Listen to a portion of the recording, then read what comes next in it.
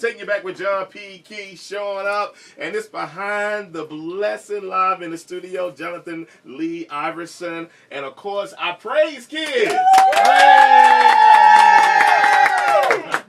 Man, I'm so excited to have it up here. He is the Ringmaster, Ringling Brothers, on the Bayless Circus, and I'm thank you for sharing me. How did you get to that point? Now, where are you from? I'm from New York City. Okay. New York City, New York. Oh man. So we're so excited. Let's go ahead and get started. First of all, stepping up to the mic, little Miss Anise. Hello.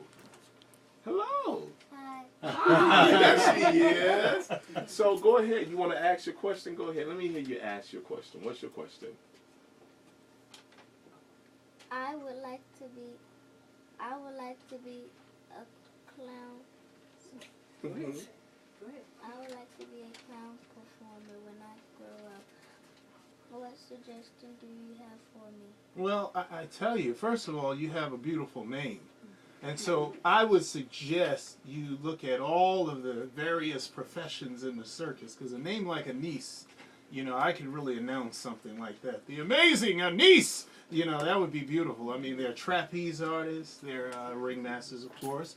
They're animal trainers and experts. There's so many things. They're daredevils. We have young ladies who are daredevils in the show. And a clown, that's great too. It takes a lot of work. I can tell you that. First of all, you want to make sure you're funny. And you can't be shy. You can't be shy. Not at all. So that's what you're going to have that loose out of you.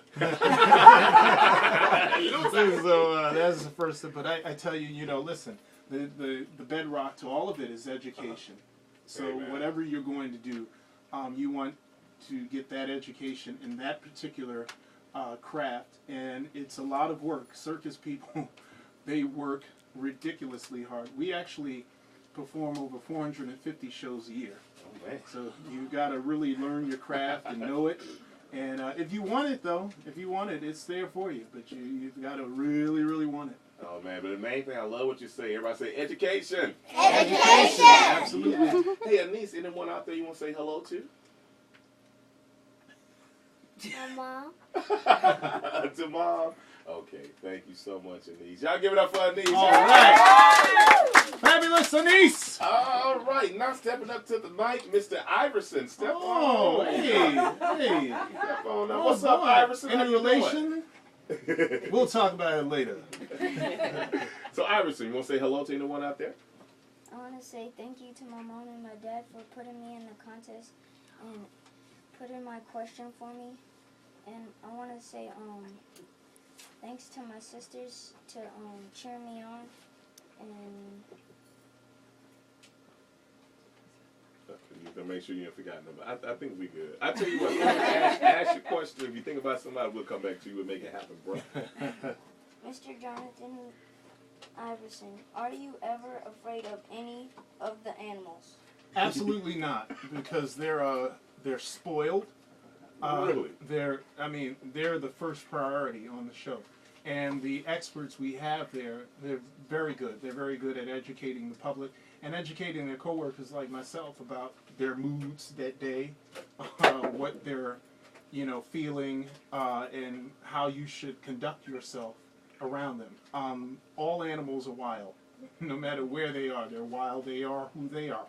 And so responsible companies like Ringling Brothers or even a SeaWorld, they really acquire people who really have been working with animals since they were younger than you. I know people who've been working with animals since they were 4 or 5 years old, and that's all they know. And the animals they've gained a trust relationship with the animal, and they respect what the animal is. You can't make a 5-ton elephant do anything. they just, they somehow submit to whatever you want, but you have to really learn what that animal's about. But I would invite you and any of the kids and your parents to visit elephantcenter.com. And there you can find out really what you do. When you come to a Ringling Brothers show, you actually become an animal conservationist, because every ticket you buy to a Ringling show, actually portions of it goes to the Elephant Center, the Ringling Brothers Center for Elephant Conservation. And it's a wonderful, wonderful place. We actually have the largest number of Asian elephants in the world outside of Southeast Asia. Ringling Brothers spends over $70,000 a year on each and every one of the elephants in their care. So there's a lot that goes into taking care of them, and you know, it's like in any relationship. I mean, if you everything responds to love. So if you're doing the right things, they'll respond, and so I'm not afraid of them at all. I keep to my business. And you know, I like what you said about Iverson too. He was saying about the animals have moods. Yeah. And so you say like each state will let you know like what type they're of who mood they in. are, man. You can't. So they let them know. Look here. That's it. You know, a lot of people, I think, unfortunately, we have a Disney-esque idea of the animal kingdom. Right.